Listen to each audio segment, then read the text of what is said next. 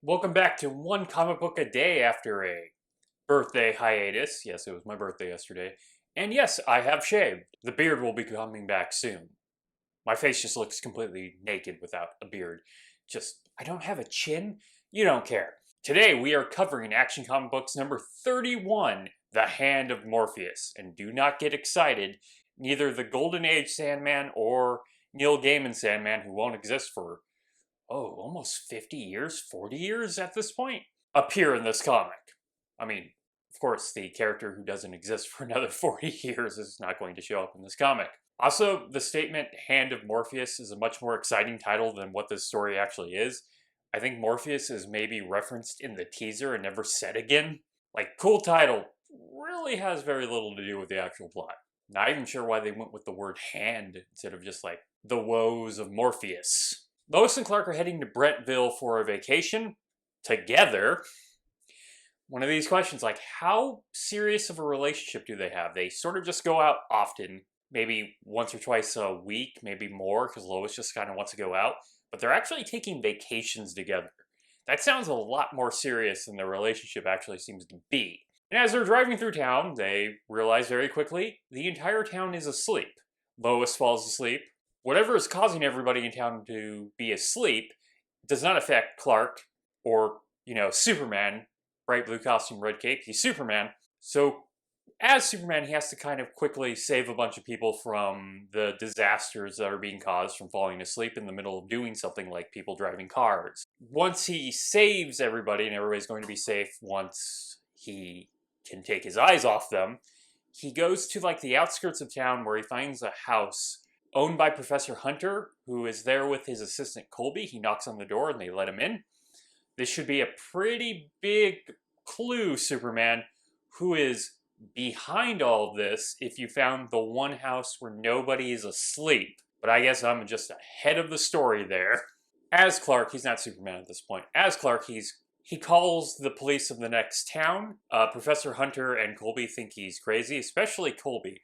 Colby thinks it would be best just to knock him out with a wrench he's holding. Gotta be better ways to deal with a crazy person who doesn't seem to be violent towards you in any way. Clark, for arguably the first time, uses his pretend clumsiness to get out of the way of the strike. He did use his clumsiness to knock out a guy in a fight some issues ago. This feels like the first, non-violent, more fun way he usually deals with being attacked, just being clumsy.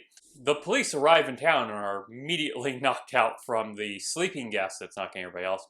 Clark has already figured out it is sleeping gas. And as we know, gases don't work on him until they do. There is no consistency with gases and Superman. They mostly don't work, and then every few issues, one will cause like paralysis or knock him out for some reason. But this sleeping gas does not work against him. I don't know what the police's plan were when arriving. Like, he says there's a sleeping gas going around, so they just arrive and immediately fall asleep. I mean, gas masks are probably not regulation or a actual equipment to police officers in the 1930s. Clark, though, finds gas masks at the gas station. I don't know how prevalent gas masks were in the 1930s. I don't know, it kind of feels ridiculous that you could just go to your local gas station and get a gas mask. And if that was the truth, that sounds awesome. I'd love to go to the gas station and pick up a gas mask. I'm paranoid about a lot of things. It'd be great just to have a gas mask lying around. He puts it on himself and Lois, gives some song and dance about how the gas mask got on in the first place and how he didn't get knocked out. Lois wakes up immediately. Apparently this sleeping gas needs to be kind of constant to be working, or it just immediately wears off. I also don't understand why he wakes up Lois, because a lot of these stories just involve him having to knock out Lois to become Superman and do the Superman stuff he does. And he already has Lois unconscious, so it would probably be best to leave her unconscious so he can do whatever's going to happen to be done. He needs to think this through. Think it through, Superman. You already have her the way you kind of need her to be. That sounds way creepier than I mean it to mean. But her being knocked out is very convenient for you, and you just made something that was already convenient incredibly inconvenient.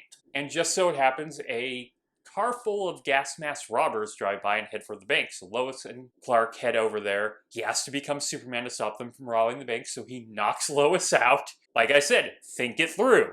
You already had her knocked out. He becomes Superman and stops the bank robbery. But during the conflict, the bank door explodes, the vault door. This wakes everybody up in town because the sleeping gas is already wearing off. So it wakes everybody out in town. The police arrive.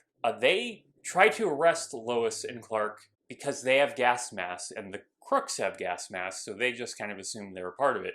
Clark is going to prove to them they're not part of it by driving them over to Professor Hunter's place and showing them that he was the one who called the cops. Colby opens the door and claims he has, one, never seen Clark before, and two, that Professor Hunter has been gone for 2 weeks. So this doesn't look good. They get locked up in a room. Lois is awake at this point, where as they're locked in the room, Clark breaks his binds, but a syringe shooting hydrochloric acid through a keyhole happens. It hits no one because it's like a tiny syringe shooting out liquid. There's a pretty high chance it's not going to hit anybody. You're going to have to flood that room.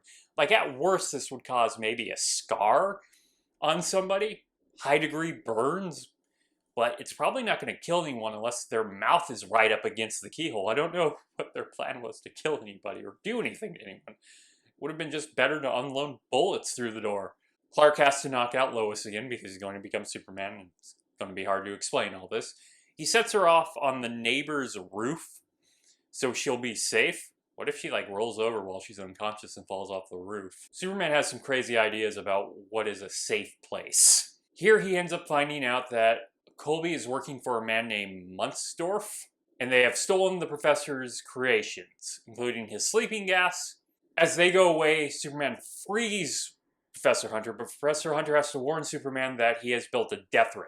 I don't know what it is about these mad scientists in these comics. No one ever just invents a car. They're building sleeping gas and death rays. I kind of makes sense seeing we're heading into a war, but we never get some sort of, I just want to steal a really crazy new car.